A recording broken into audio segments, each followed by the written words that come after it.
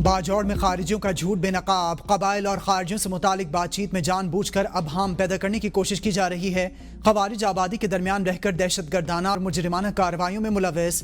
Security ذرائع کے مطابق خیبر پختونخوا حکومت اور سیکیورٹی حکام نے قبائل کے سامنے 3 نکات رکھے۔ ان خارجیوں کو، جن کی زیادہ تعداد افغانیوں پر مشتمل ہے، کو باہر نکالا جائے۔ اگر قبائل خارجیوں کو خود نہیں نکال سکتے تو 1 یا 2 دن کے لیے علاقہ خالی کر دیں تاکہ فورسز انہیں انجام تک پہنچا سکیں۔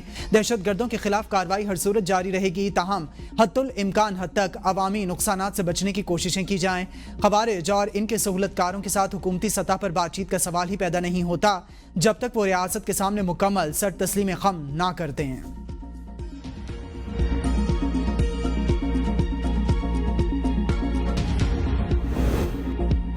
کالج اور یونیورسٹیز میں منشیات کا استعمال، وزیر انسداد منشیات کا حیرت انگیز انکشاف سامنے آ گیا۔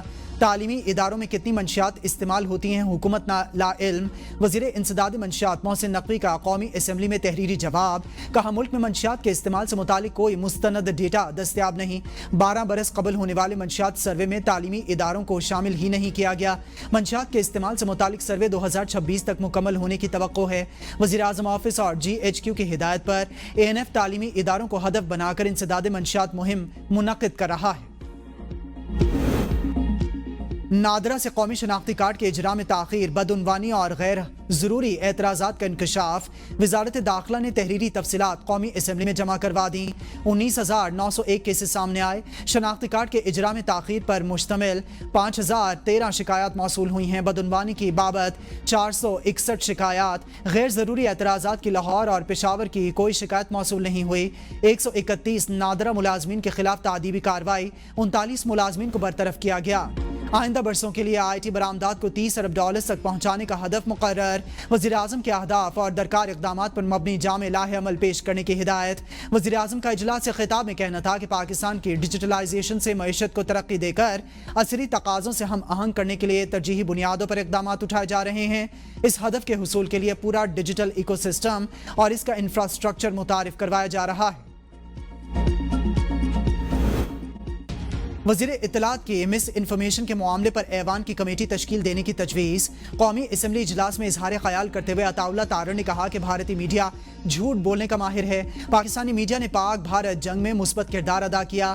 فیک نیوز اور مس انفارمیشن عالمی سطح پر اہم چیلنج، اس ایوان کو بھی کردار ادا کرنا ہوگا۔ فلسطینی عوام سے یکجہتی کا مظاہرہ، پاکستان کی مستقل حمایت جاری۔ امدادی سامان کی 18ویں کھیپ روانہ۔ وزیر اطلاعات عطا اللہ تارڑ نے سامان کی روانگی کی تقریب میں شرکت کی۔ فلسطینی سفیر اور وزارت خارجہ کے اعلیٰ حکام بھی شریک ہوئے۔ پاکستان کا خود مختار فلسطینی ریاست کے قیام کی حمایت کا اعادہ۔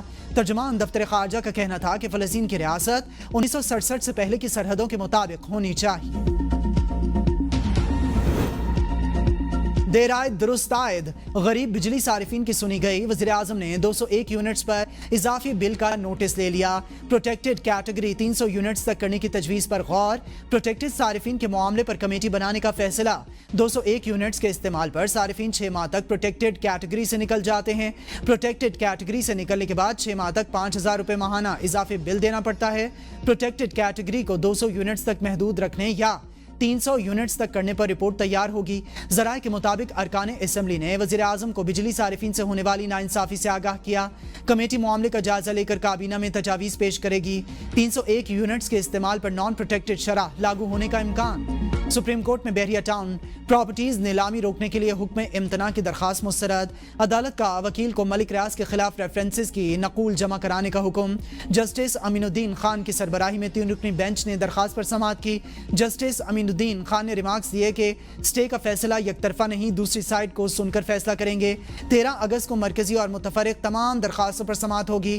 ملزم نے پلی بارگین ختم کرنے کی درخواست چیئرمین نیب کو دے دی۔ جسٹس نعیم اختر افغان نے کہا کہ پلی بارگین ختم کرنے کی درخواست کے بعد کیس پہلے کی سٹیج پر آ گیا۔ نیب جائیدادوں کی نیلامی کی طرف کیسے چلا گیا؟ پلی بارگین ختم کرنے کی درخواست کے بعد تو اب ریفرنس پر ملزمان کا ٹرائل ہوگا، سزا ہوئی تب پراپرٹیز ضبط ہوں گی۔ سماعت 13 اگست تک ملتوی۔